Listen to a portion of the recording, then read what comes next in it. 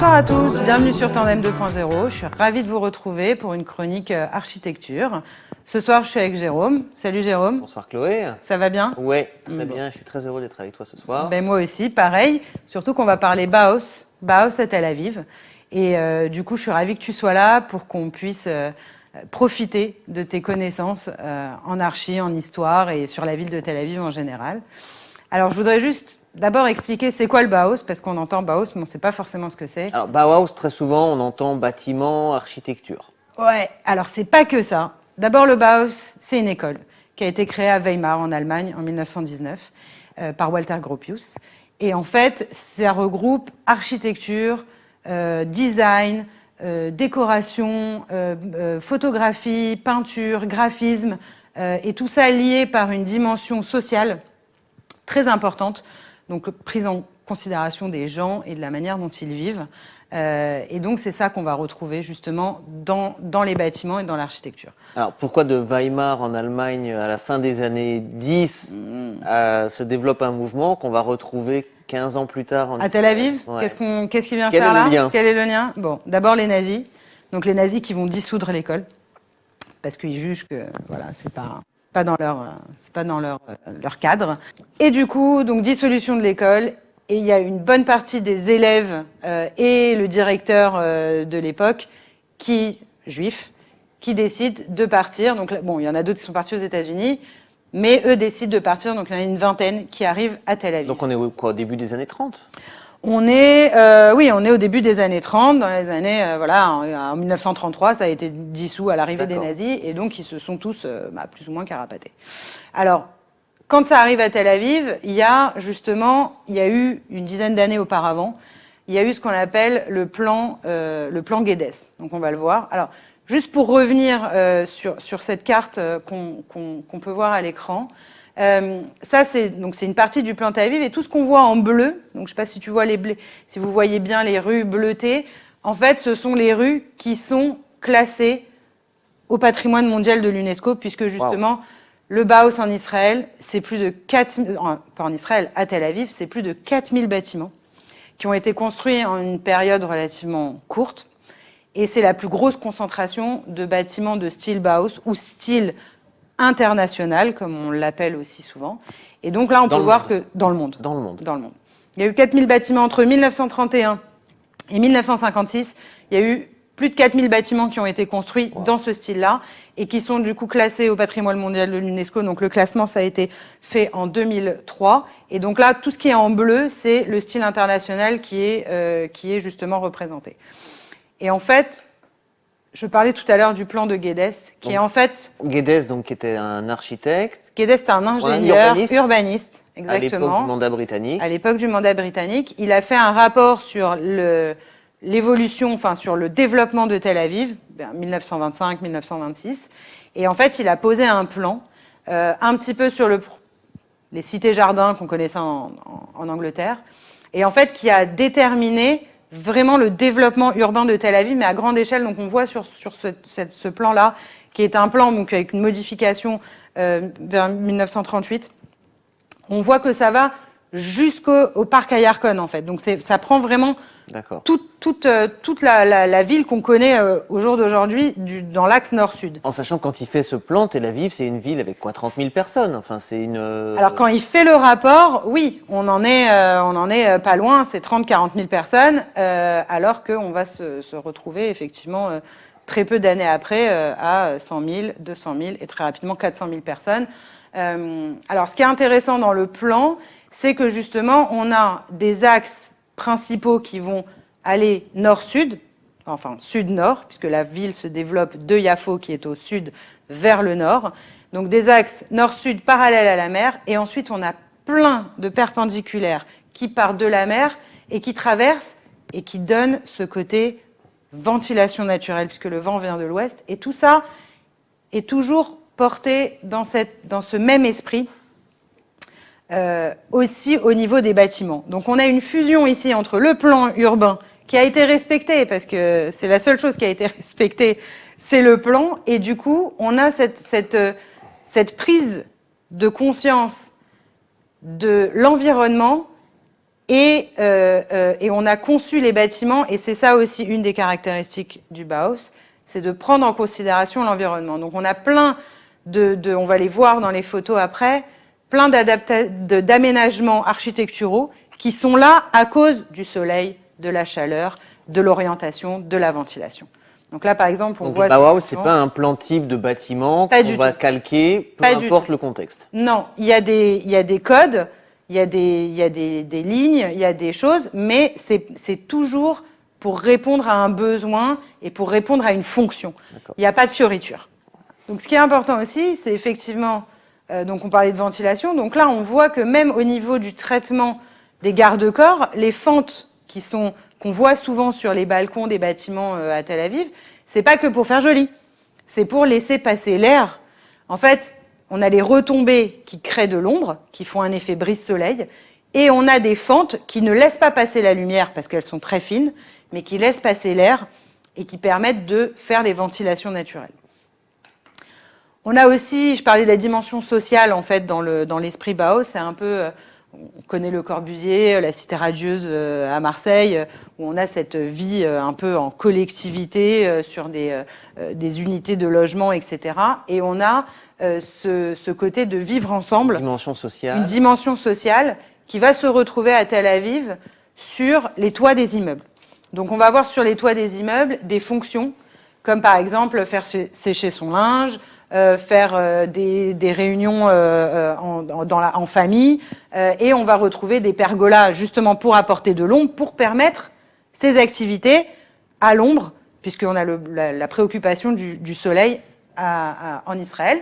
Et on va retrouver aussi des fêtes. Donc là, en l'occurrence, c'était un mariage dans les années 40, Rehov Allenby. Donc un espace collectif qui n'appartient pas à un seul habitant. Alors, à la base, les immeubles, c'est quand même, dans les années 30, quand ça a été construit, c'était fait pour des familles. Donc, en fait, c'était la maison de la famille. Donc, ça porte les maisons portent les noms des familles. Mais après, effectivement, c'était des familles, donc pas que nucléaires, comme on a aujourd'hui, mais qui pouvaient vivre avec frères, sœurs, parents, etc. Et donc, en fait, ils se retrouvaient là-dessus. C'était un mini-immeuble, en fait. Okay. Et donc, ça se poursuit aujourd'hui encore, où on a sur les toits de Tel Aviv des utilisations collectives, en fait. Des fêtes, des salons, des barbecues, des machins comme ça. Et ça garde, en fait, ce côté convivial et chaleureux qui était un petit peu aussi dans l'esprit. Voilà. Alors, ce que je disais, c'est... Voilà, donc là, on a la maison qui s'appelle Beth Max Liebling. Donc, c'est un peu ce que je disais, en fait. Ça porte le nom de la famille qui a fait construire cette maison-là, cet immeuble. Alors, ce qui est intéressant dans ces photos, c'est qu'on va voir... Donc là, on a la photo donc, de l'esquisse de l'architecte. On a la photo en 1936, donc au tout début de la construction du bâtiment. Et puis, on va avoir voilà, la version en 92, donc beaucoup plus triste. En fait, il y a eu des modifications qui ont été opérées sans contrôle par la ville, puisque pendant une période, il n'y avait pas de conservation du patrimoine, il n'y avait pas d'UNESCO, il n'y avait pas de trucs comme ça. À partir du moment où la ville n'a pas été classée, avant qu'elle soit classée, on était assez libre de faire ce qu'on voulait. C'est pas assez, ce sont des bâtiments qui appartiennent au privé. Donc on ne peut pas les obliger à faire des choses. Sauf que quand on a fait le classement à l'UNESCO, dès le moment où on voulait faire des travaux et des machins comme ça, il faut maintenant se référer à des contraintes et rentrer dans le cahier des charges et voilà, avec la marque Lacat-Chimour de la ville de Tel Aviv, etc. Et là, on rentre dans quelque chose. Mais là, ce qu'on peut voir, c'est qu'il y a eu une vraie dénaturation du bâtiment d'origine, où là, on voit ces fentes noires. En fait, ces fentes noires, c'est simplement les balcons, donc avec des avancées qui créent de l'ombre. On voit ces noirs, c'est à l'ombre. C'était vraiment ce qui était voulu pour se protéger du soleil. Et on voit la simplicité et le minimalisme des formes. Comme je disais, il n'y a pas de fioriture. Pas de fioriture, tout ce qui est dessiné, voilà, tout ce qui est dessiné, pas forcément de la répétition.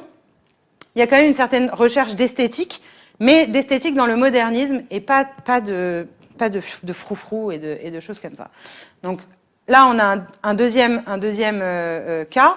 Donc on a voilà, une autre modénature de balcon, mais on a toujours ce principe de composition, et on voit sur la photo de gauche où on a cet édicule qui a été rajouté sur le toit, donc les gens s'approprient aussi un peu des espaces communs, et donc voilà, transformation malheureusement des bâtiments Bauhaus. Alors aujourd'hui, on est aussi dans une phase de... Ça, c'est encore une autre modénature où on retrouve la fente là, sur les balcons qui permet la ventilation. Et on a une modénature où on voit la cage d'escalier qui, elle aussi, est ventilée. C'est-à-dire que les cages d'escalier sont aussi en façade avec des fenêtres thermomètres, ce qu'on appelle, où on a plein de fenêtres qui permettent la ventilation naturelle aussi des parties communes. Et ça permet de refroidir l'ensemble des appartements. Donc on a quand même une recherche esthétique, mais qui est toujours au service d'une fonction. Donc on a des balcons arrondis, on a des choses comme ça, donc on reste dans une géométrie. Ouais, l'idée c'est, alors, on souffrait de la chaleur, on est dans les années 30, voilà. Pas de clim, non, donc pas il faut clim, trouver une solution. Exactement. On veut de la lumière, mais pas trop pour pas que la chaleur rentre. Exactement. Donc il faut trouver un mix entre luminosité et chaleur. Exactement, exactement. Et donc c'est pour ça qu'on a des fenêtres qui sont pas très grandes, mais qui en même temps, l'hiver où le soleil est plus bas, il arrive quand même à rentrer à l'intérieur et à réchauffer du coup l'intérieur. Alors ça, c'est un autre exemple. En fait, c'est le même bâtiment.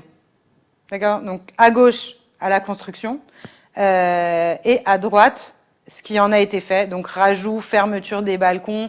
Enfin, vraiment, on a perdu. Est-ce qu'on voit au centre, c'est ce que tu appelles la cage d'escalier thermomètre ? Exactement, exactement. Donc en fait, il y a de la lumière naturelle dans les escaliers et en plus, il y a de la ventilation. Donc, en fait, tout ça a été plus ou moins très bien conçu au départ et plus ou moins bien conservé avec les années. Jusque la fin des années 90, c'est ça ? Jusqu'à, oui, fin des années 90, où il y a eu une prise de conscience générale qu'on avait quand même un patrimoine à protéger et que c'est pas parce que ça c'était pas justement classique et de ce qu'on a l'habitude de voir, c'est un patrimoine moderne, mais il y a un grand intérêt là-dedans et c'est aussi, alors il y a plusieurs catégories de classement.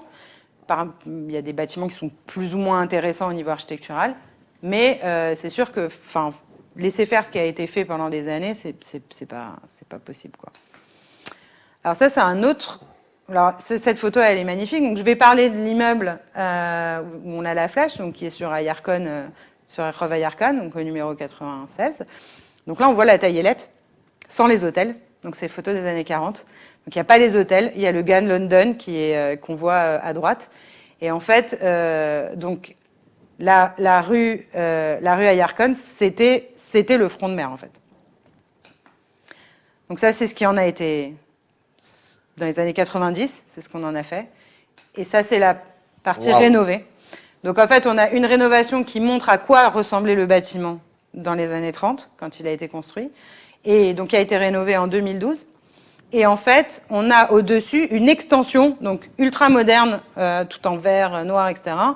Et donc qui a été validée par la mairie et qui a été travaillée avec les architectes pour permettre l'évolution du patrimoine et que ça reste pas une ville figée en fait. Parce que on n'est pas dans une ville musée, donc il y a quand même des modifications qui sont autorisées et des extensions qui sont autorisées sur certains bâtiments classés en fait. Parce que quand on parle de rénovation, on ne peut pas décider de rénover comme on veut un bâtiment qui a été fait par l'école Bauhaus. Ah non, pas du tout. Il faut reprendre quoi, les plans de l'époque, des photos de l'époque. Ouais. Il y a tout un processus qui commence par la création d'un dossier où on va récupérer des photos, on va les chercher dans les archives, tout ce qui peut nous permettre de savoir quelle couleur, quel matériau, parce qu'à l'extérieur c'est blanc, notamment pour la chaleur, mais à l'intérieur c'est assez coloré. Et on est aussi dans les années 30, on est aussi dans l'art déco.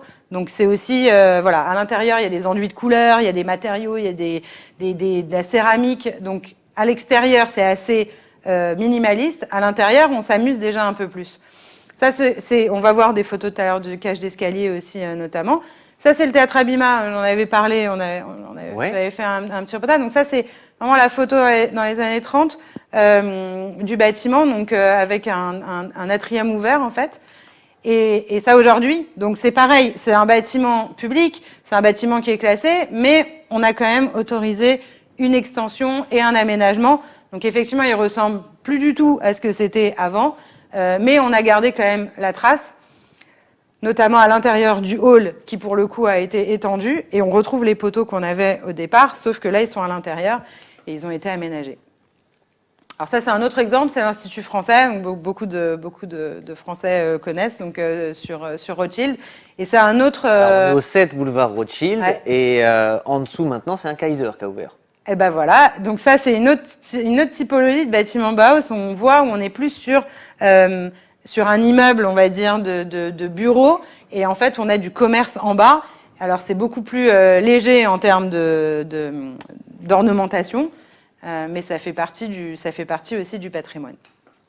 Donc ça c'est ce que je disais. Donc là on est dans les cages d'escalier, donc on a du verre.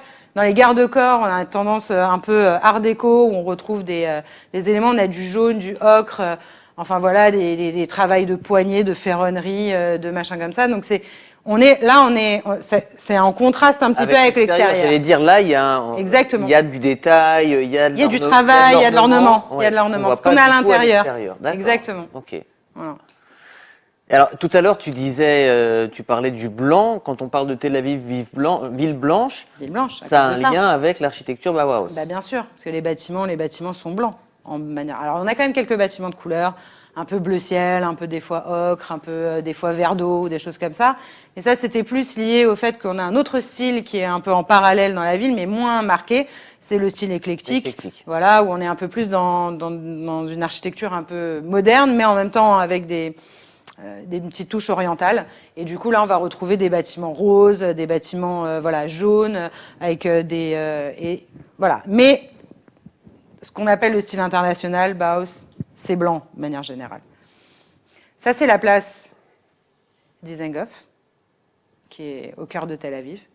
Ça, c'est la place telle qu'elle a été construite au départ. Donc, elle est au niveau 0. On a ces bâtiments qui sont hyper caractéristiques et qui font le tour de la place. Donc là, on voit la pharmacie à l'époque. Ça, c'est ce qui a été fait dans les années 60-70, où on a créé une place surélevée, avec les voitures qui passent en dessous. Donc ça a complètement détruit la circulation piétonne dans la ville et la perception qu'on avait des bâtiments autour. Alors c'était super, il y avait la fontaine qui faisait de la musique en couleur, machin et tout, mais c'était une catastrophe au niveau urbain. Et il a été décidé, donc il n'y a pas longtemps, de refaire la place au niveau 0, donc elle a été rénovée. Ça, c'est aujourd'hui. Donc ça fait déjà presque 2 ans maintenant que la place a été livrée. Et donc, ils ont rénové tous les bâtiments autour. Donc là, on avait le fameux cinéma Esther, qui est devenu un hôtel, non ? Qui est devenu un hôtel, donc il s'appelle Hôtel Cinéma. Et en fait, donc il y a eu une vraie rénovation des immeubles. Et maintenant, la place est vraiment magnifique. Alors, la fontaine n'est pas en couleur, mais il y a un problème avec l'artiste, je crois. Donc, Marc Loquette. Voilà. Alors ça, c'est un autre bâtiment qui, en fait, montre que... Alors, c'est un bâtiment de 1979, c'est la Asia House. Donc, on a l'ambassade, on a plusieurs ambassades dans ce bâtiment. C'est un bâtiment de bureau administratif. Et en fait, c'est inspiré du Bauhaus. Donc, c'est pas un bâtiment Bauhaus, mais on a plusieurs bâtiments comme ça à Tel Aviv où on a une inspiration Bauhaus. Donc, ça laisse quand même des traces. Et on poursuit un peu. Ça ressemble aussi au musée Guggenheim à New York, qui est aussi d'inspiration Bauhaus. Et donc, du coup, voilà, on peut s'inspirer et encore aujourd'hui faire des bâtiments qui peuvent être inspirés du Bauhaus. Et il y a encore des rénovations en cours aujourd'hui à Tel Aviv. Ouais, aujourd'hui, il y a beaucoup de rénovations en cours. D'abord parce que je pense que les gens ont pris conscience en fait de l'importance de ce patrimoine et finalement de la beauté de ces immeubles et de l'intelligence en fait de la conception de base de ces immeubles. Et quand on sait bien les vivre dedans et les utiliser et pas faire des bêtises comme on a vu dans les photos, et ben je pense que justement on peut bien vivre à l'intérieur et ça apporte tout ce côté qu'ont voulu les architectes au départ créer quoi en fait. Voilà. Et alors, après, il y a plein de choses, du design. On a un nombre incalculable de mobilier aussi. Des chaises, des tables, des lampes, des choses comme ça. Je ferai peut-être une chronique sur comment aménager votre intérieur style Bauhaus bientôt. Alors, on a des grands architectes qui ont fait plein d'objets magnifiques. Et alors ça, ce que tu nous as mis sur la table. Ça, c'est des petits. C'est des vides-poches, quoi, et qui sont en matériaux, donc béton et plâtre. En fait, c'est des matériaux de base de la construction. Et on peut trouver ça. Il y a une maison du Bauhaus à Tel Aviv, qui est sur Rehov Dizengoff. Je sais pas le numéro, mais enfin ça se trouve facilement. Et en fait, voilà, il y a plein d'objets, il y a plein de livres, il y a plein d'affiches dans le style de ce qu'on a derrière nous, mais qui sont relatifs à Tel Aviv. Et en fait, Tel Aviv, ça reste. Enfin, il y a des tours, on peut organiser voilà des visites de bâtiments Bauhaus. Il y en a plus de 4000. Donc il y a de quoi faire, il y a de quoi voir, et ça reste hyper intéressant et unique au monde. Et unique au monde, et hyper esthétique et très très intéressant à regarder. Et heureusement qu'aujourd'hui on protège ce patrimoine. Merci beaucoup Chloé. Avec plaisir. Très intéressant, j'ai appris plein de choses. J'espère que les téléspectateurs ont aussi appris beaucoup de choses et ont eu envie d'aller découvrir ces bâtiments et de voir Tel Aviv autrement. Voilà, j'espère à très vite sur Tandem 2.0.